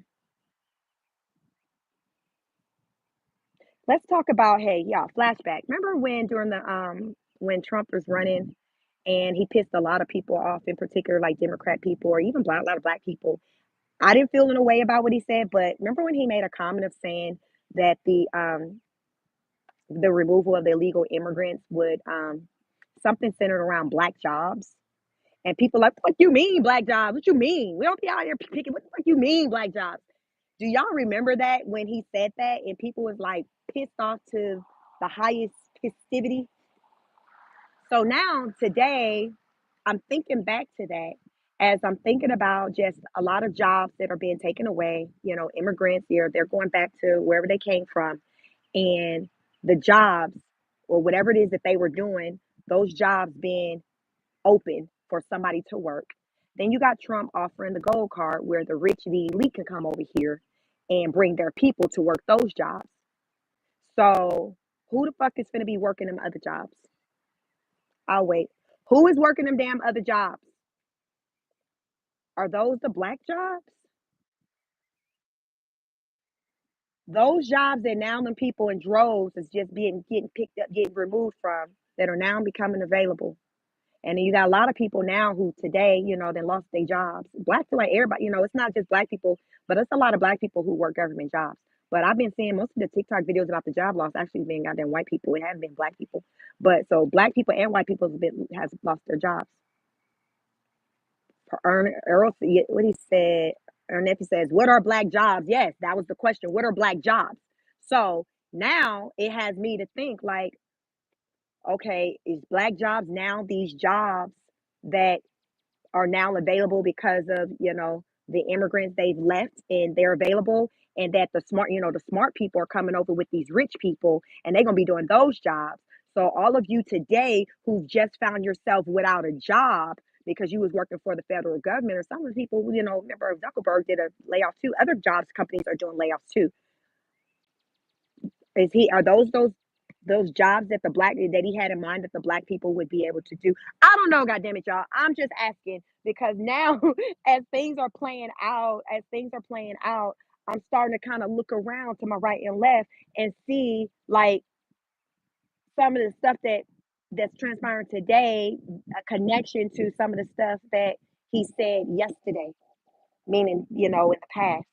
So now I'm like, damn, those black jobs, are the black jobs the low wage jobs? Or those jobs? I don't know because y'all, at the time that's not how I took it. Today I'm just asking questions. I'm just trying to get clarity. I'm asking questions, asking all the questions. I'm asking questions because those jobs, becoming available. So it's just like, are those the jobs? And he's like, hey, y'all go do them jobs. I don't know. I don't know because I don't know if he ever clarified what exactly, but I don't know. But that's where we are today. Rolanda says calling those jobs black jobs was extremely insulting. And that's how a lot of people took it. And so now today, I'm just like, now these jobs, I'm like, are these the black jobs? The jobs that, lawn care jobs, construction jobs, jobs in the kitchen, is that the black jobs? I don't know. I'm asking questions, y'all. I'm just asking questions. I'm asking questions. AI is coming in very strongly. So don't sleep on AI. Do not sleep on that. And I like to say, anytime you see something in the movies, just know that it's a thing, and they're trying to get you familiar with it. They're trying to like do a temperature check. So I've done a live not that long ago about the AI. I probably got it titled something on one of my videos centered around AI, the future use of AI, something like that. But AI is a thing and it's in full effect. It's in full effect. And there's a lot of movies that are starting to come out that are centered around AI and the use of them coming into your house. Someone was just telling me, I think it was my mom telling me about there's this AI doll, some type of AI robot thing that is now made for children. So it can be like a companion to your child.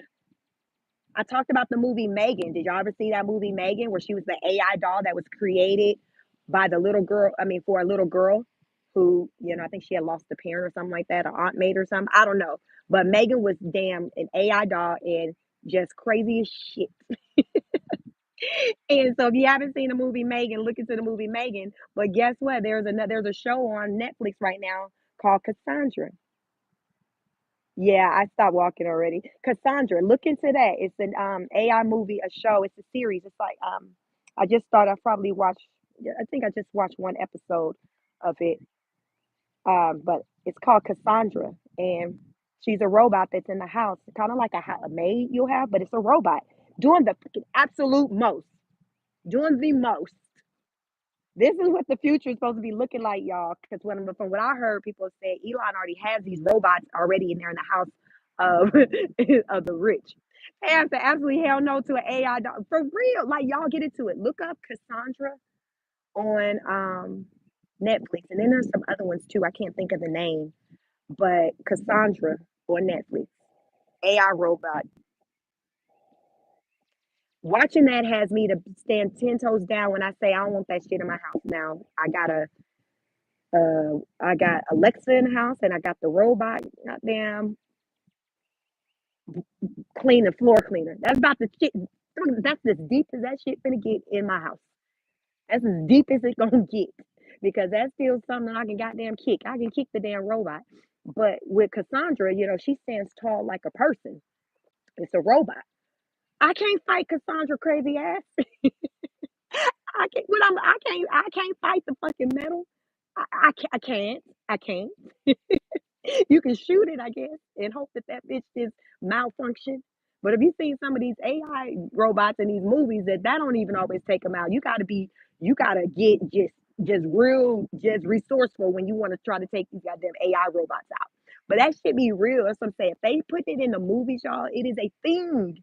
It is a thing. So do not sleep on just the AI. Aqua says Cassandra was really good. I binged it over the weekend. Yes, My mother told me about like Friday night, and I watched one episode. But I'm y'all, if y'all are y'all right now is already watching the other show. Um, is it called Blackout? Blackout. Y'all know what I'm talking about? Where the Angela Bassett is the president. Angela ba- Angela Bassett is the president in this movie. I think it's called Blackout or something like that.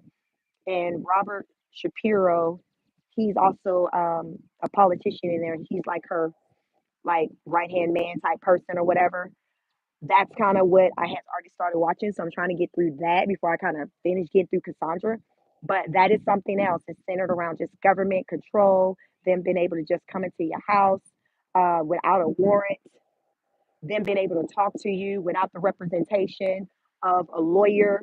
Like this shit is real. Check that out. It's on Netflix. So you got Cassandra, check that out. And then you got, I think it's something centered around like Blackout or something like that. But it's with Angela Bassett. She is the president. Y'all know Angela be doing motherfucking thing, as well as Robert De Niro. Great, great show. Look into both of them. You can probably binge them both. I know the Blackout one is like series, six episodes. Cassandra, I don't know how many is in her in that one, but you can get through them. But definitely get into both of those shows because, like I said, these things are great to watch because it's kind of get your juices flowing. You start to think about things and you kind of start to bump it up and relate it to things that you may have already seen. Where you're like, you know what? I seen this shit go down before, or I heard talks that they were on the way of doing something like this. Ernie, the Fourth Amendment was ratified. Like, yes, it's like when they told that man, we ain't gotta give you let you have no lawyer. When that man wasn't telling them what they wanted, they could just, rough house him to try to get answers to some shit. This is what I'm saying, y'all. This is what I'm saying. You got to be alert. You got to be in tune. You got to tap into what's going on out here in these streets because there's a lot going on and you got to pay attention because once you become aware, then that's when you can kind of go to the next step and start putting things in place to protect you and your family. But it starts with being aware first. You got to be aware first. So becoming aware is tapping in, being engaged into conversations. When people like me or anybody else, when you see opportunities where people are kind of having conversations about the shit that's going on, participate in that. Even if you just been in the bushes, read the comments, see what people are saying, because you're not gonna always have the answers. And it's not about you having the answers, but what it is about is you being smart enough to shut the fuck up and listen to somebody who knows more than you do. Listen to what somebody got to say, even if it's just food for thought that'll have you going and do your own research. Because always do your own research. If I come out here and I say something, I'm talking about the goddamn movies, Cassandra, take your ass out there and go research. What the fuck you talking about? This AI movie talking about goddamn Cassandra or this movie about Blackout? You do that part. Just go research it. See for yourself. See for yourself. Be like, oh hell no. Oh hell no. Or you may have a different opinion and it has for you to be able to engage with somebody, be like, yo, I seen that. This is how I feel about it. I don't view it that way. I'm kind of here for it. You see what I'm saying? But you can't do all that unless you take your ass out there and do your homework and your research and you look for yourself and not just be sitting in, well, what the hell somebody telling you. Those times of just being a sheep and just doing something because somebody said so, them days long been gone. But you damn sure gonna be fucked up out here hard in these streets if you still moving that way. If you ain't learned yet to go see some shit yourself, then I don't know what the fuck to tell you. You beyond lost in the sauce. You are beyond lost in the sauce. So don't be that person. Don't be left out here with your pants down. No, you go look into some things yourself and figure out what it's gonna take to have you on the winning side. For some people, a lot of people are into this idea of just moving and leaving and maybe even leaving America, going into another country. I'm just gonna let y'all know I'm not there yet. I still, right now, today, for the most part, still find America to be the best country ever. But shit is changing, and I'm starting to learn more and more and listen to people as they talk about experiences being in other countries and things like that. But I just say, you got to go see for yourself. You got to form your own opinions. You got to do what's best for you and yours because at the end of the day, that's really all we can do because you don't want to be making some decisions based off of what somebody else did and you don't even understand why the hell you did it. You need to be able to speak to why you move in a certain way. If you done picked up and left wherever country, you got to be able to speak to why you did it, not because, well, Lisa said that it was better over here. No, no, no, that's not what we're going to do. You do your research because what may be beneficial to one person or the next may not be beneficial to you and yours. So you got to think about what are the things that are important to you. Are you getting those needs met? Get your list. I'm big on lists. Do a goddamn pros and cons list.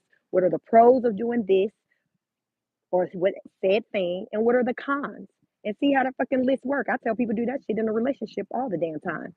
That motherfucker ain't doing right. Listen, get you a goddamn pros and cons list. Men, women, y'all do that for men. You do it for women too. Get that. If that pro list ain't out doing that fucking cons list, there's your answer. is right there. If that list ain't doing what it's supposed to goddamn do, then there you go. It ain't that damn deep. It's not. It's really not that deep. It comes down to are you ready to make a change? Because a lot of us, it's like we're rather we good with sitting and complaining about shit, but when it's time to take action, we don't want to do that. We'd rather sit and bitch and moan and say this ain't shit, this effed up or whatever. But then when somebody starts talking to you about how you can make a different, how you can do something different, then you get the bebop. You got all these reasons as to why you can't do that, why you can't leave.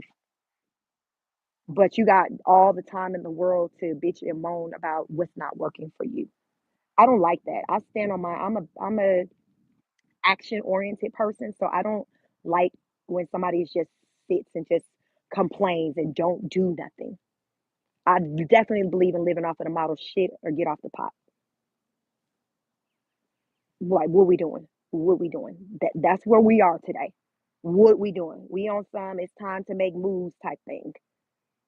You ain't got no job, okay? Well, bills still coming. So what's the next game plan? This they hire. I don't want to do that. Okay, well, right now you may have to do it until the next best thing come available. So what we doing? Help me help you. Help me help you, player. Help me help you. It, listen, child. Listen, Linda. Listen, listen. Help me help you. Like it's just about moving, putting moves, taking action, taking action, bringing awareness. See, peace don't want to know what am I doing. A lot of what I'm doing heavily is bringing awareness to a lot of things.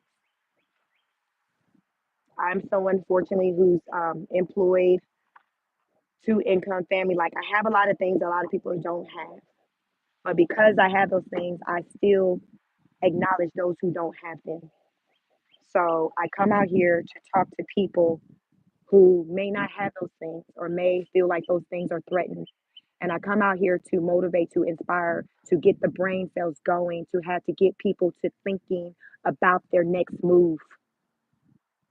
I'm working now, but I have things in the works, projects, things like that, to where things that I'm working on to where to protect myself because nothing's guaranteed.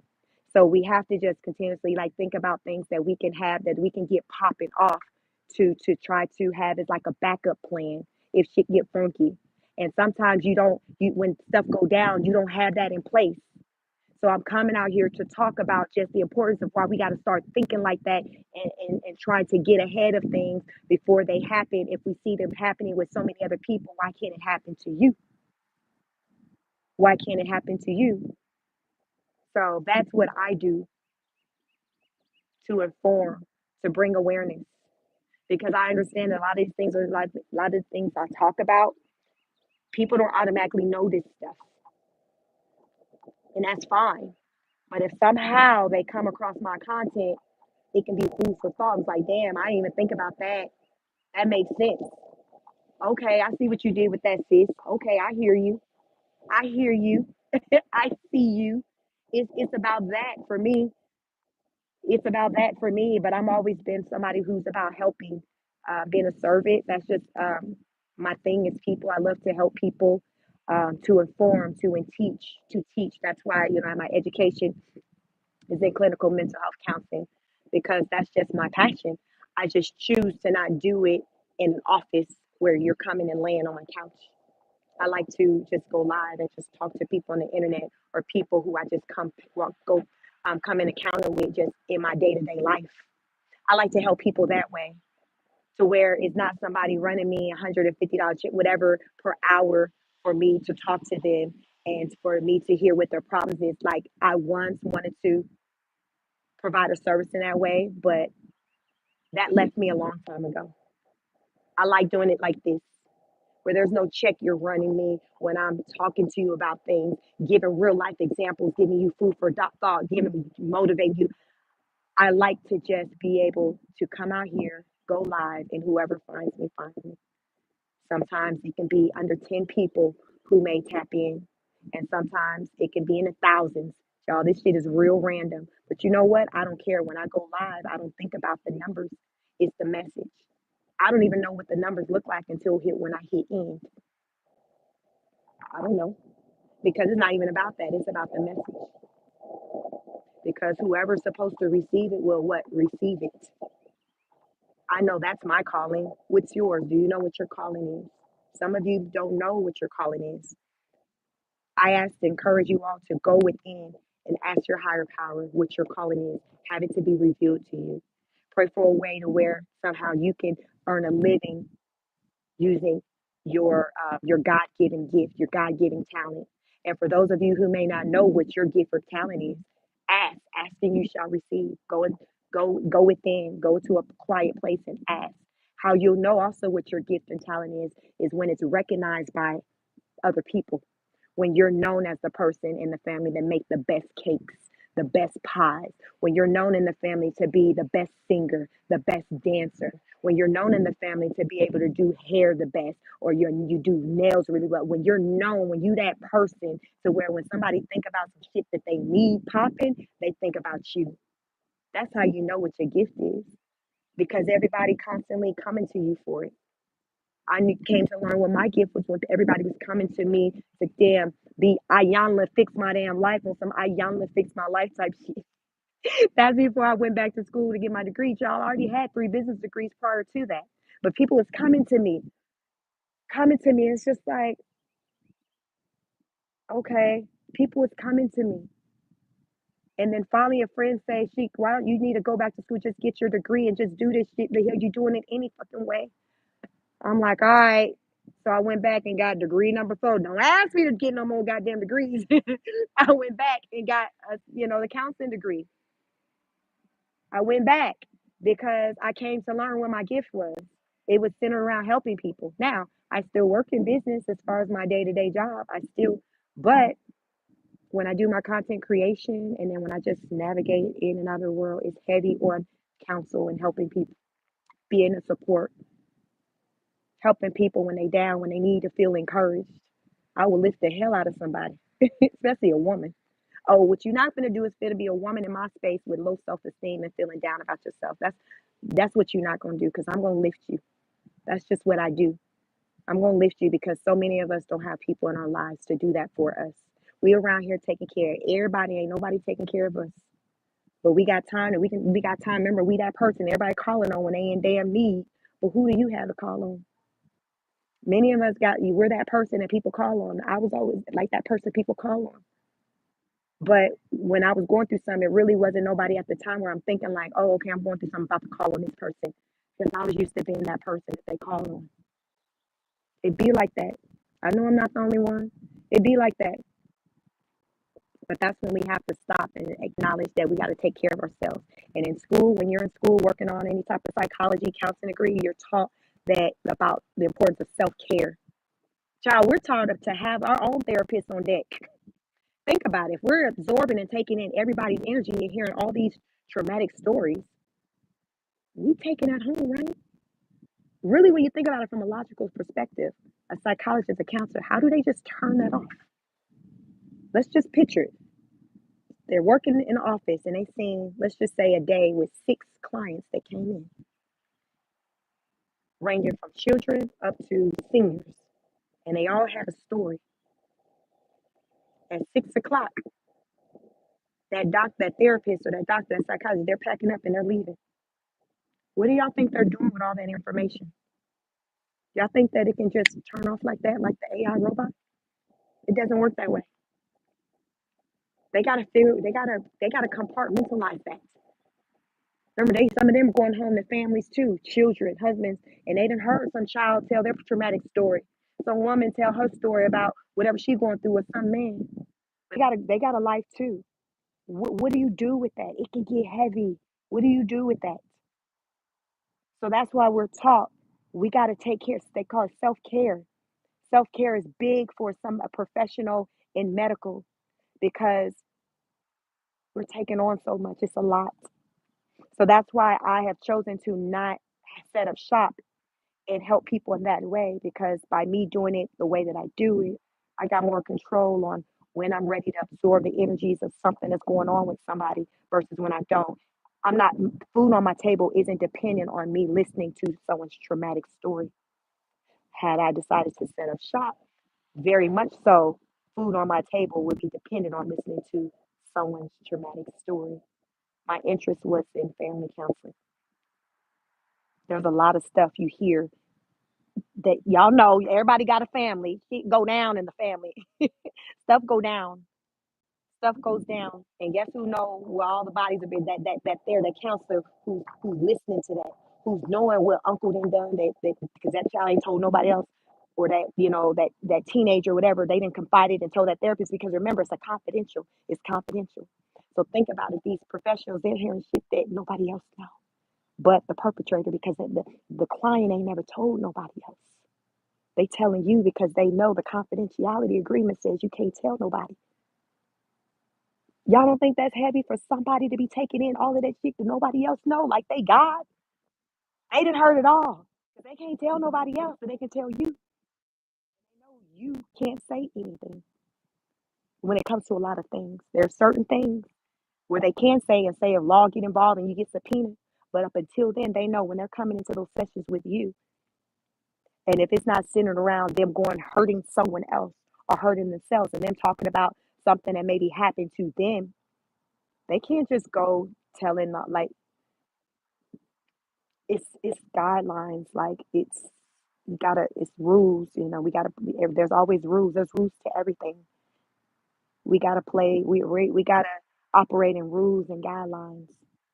You get sued, we gotta make sure we got insurance. Our insurance is where it needs to be, the E&O insurance, E&O insurance. We got to have all that shit in place.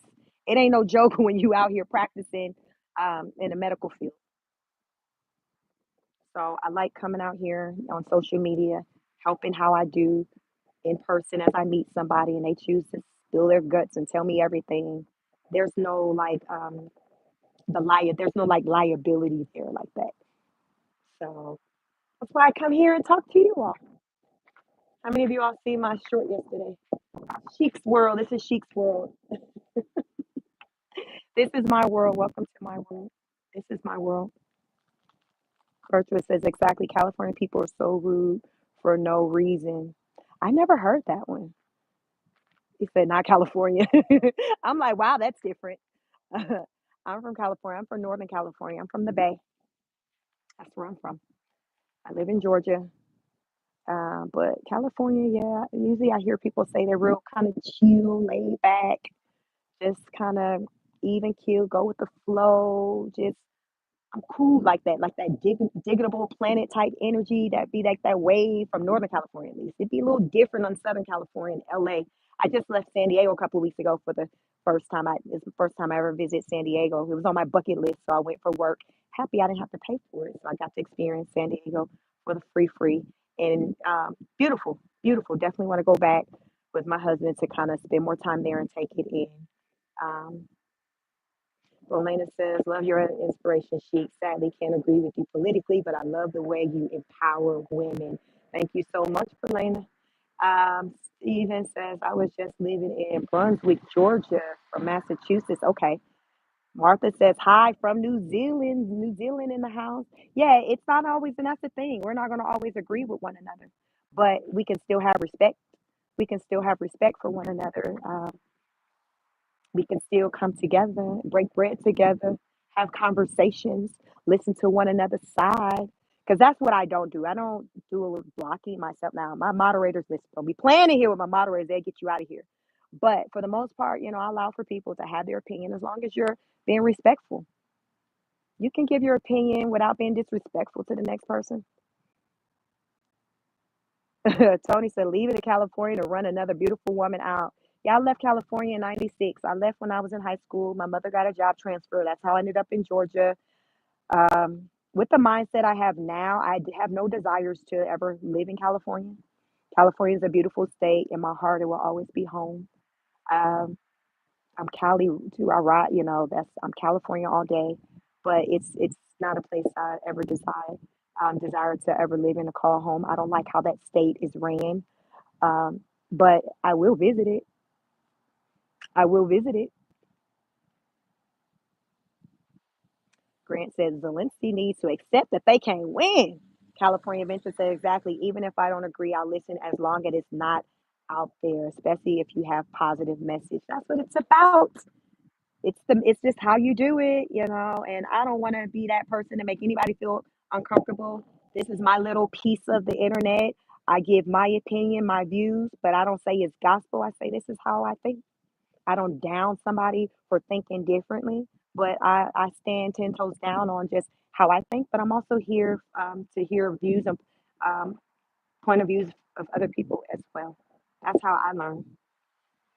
Uh, Rolena said, I respectfully want to ask for those of you who support Trump, how are you going to handle Putin?